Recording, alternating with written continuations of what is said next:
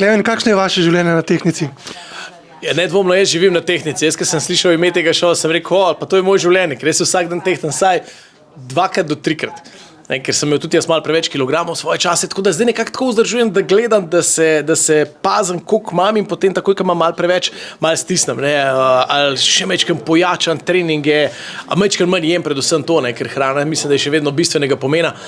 Treningi so seveda za oblikovanje mišic pa to, da človek se tudi boljš počuti, da bistveno dlje živiš, če treniraš, tako da trening je seveda za zelo veliko stvari, ampak za samo hujšanje pa hrana bistvenega pomena, tako da takrat, ko mi je tehtnica pokaže, stari, moraš malo shujšati, takrat pol mečkam začnem rezati. Ponovadi to ob nedeljo zvečer. Kaj se ponavadi pojavi na krožniku Klemna in kaj ne? Vsak dan se pojavijo jajca za zajtrk, danes sem jih pojedel 5. Tako da nekako zajtrk imam jaz ob 12, tako sem se navadil. Zjutraj vstanem ob 5, grem v službo, radio, delam trening, ponavadi tam ob 11, potem ob 12 jajčka, pa mogoče kaj zraven, potem pa kar žena skuha popoldne. To je pa tisto, pustim se presenetiti, da so to kakšni piščanc, pa kakšne zelenjavce zraven, mogoče malo krompirčka, ampak ja, ponavadi žena ima ta občutek za raznoliko prehrano, ona da tudi veliko na zdravo prehrano, pa zato, da mora biti raznolika, pa zelenjave, pa brokoli, pa to, tako da leta nazaj nisem nič od tega jedel, zdaj pa recimo, zdaj pa sem se nekako navadil, pa tudi to pojem. Ampak sicer pa, tako kot vsak človek, imam tudi jaz pregrehe, nekak čokolada pa pice, brez tega ne morem. Česa pa ni na krožniku, je kaj takega? Ja, recimo zelena solata, tega ne morem jesti. Ni šans, ali pa paradižnika ne maram. Zelo veliko stvari, ki jih ne maram, tako da zdaj lahko začnem naštevati, če se vsega ni. Pri meni je lažje naštevati, kaj vse je. Dobro, greva mi do šova. Kaj pa bo v šovu življenja na tehtnici? Kaj bo? A na mizi? in v teh prostorih, kjer se nahajamo? Nedvomno bo ena velika sprememba za vse tekmovalce, zato ker če hočeš narediti spremembo pri sebi v življenju, se mi zdi, rabiš narediti spremembo v življenju, predvsem v prehrani, v odnosu do športa.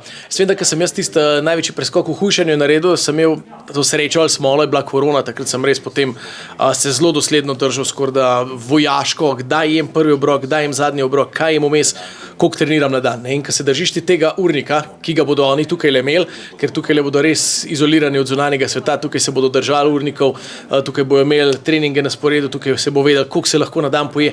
Jaz mislim, da bo to res ena velika sprememba za njih. Zdaj, kako jo bojo sprejeli, pa druga stvar. Zdaj, človek lačen zna biti malo drugačen, tako da ljudje so vse navajeni jesti veliko več, kot bodo tukaj. Navajeni so se gibati veliko manj, kot se bodo tukaj, tako da če se štejemo zdaj 1+1, bo kar mal šok za telo in za vse skupaj, tako da verjetno bodo to zelo različno sprejeli in zato bo ta šov še posebej zanimiv, ker jaz mislim, da bo vse od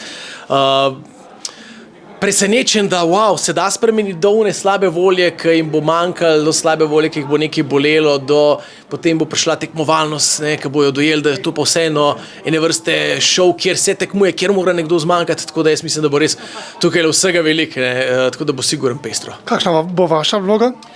Moja vloga je vloga voditelja, tako da jaz mislim, da vseeno, glede na prejšnje stvari, ki sem jih vodil, ni toliko zelo pomembna vloga, ker se mi zdi, da tukaj je najbolj pomembni, daleč najbolj pomembni so seveda tekmovalci, oni so zvezde tega šova, zaradi njih bodo ljudje gledali, ljudje bodo imeli svoje favorite, bojo navijali za ene tekmovalce, prasali jim bodo k srcu, sigurno se bodo tudi jezili, zakaj še on ven, Jaz mislim, da dobesedno te tekmovalci bojo res ene vrste junaki šova in prav je tako, ker so se odločili narediti eno veliko spremembo.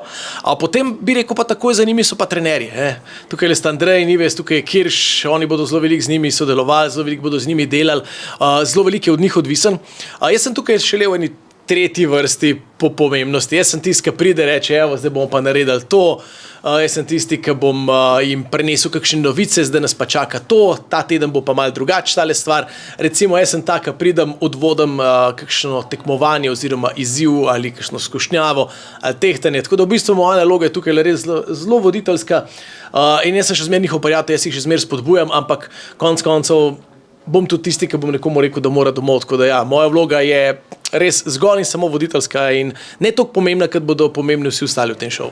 Če se za konec še malce postavim v vlogo tekmovalcev, bi se sami kdaj preizkusili v takšnem ali podobnem šovu? Jaz se kar dobro znajdem na strani voditelja,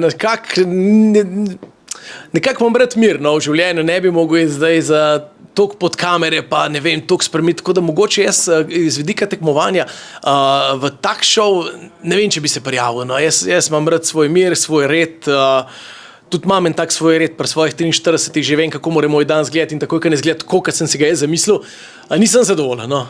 Tako da imam jaz svoj reality show v svoji glavi, kako moj dan izgleda in se ga držim in ne bi spreminjal tempa življenja zato, da bi šel v kakšen show nastopati, najverjetneje. No, ampak nikoli ne reci nikoli, čeprav po mojem, da bom raje kar ostal voditelj takih šovov.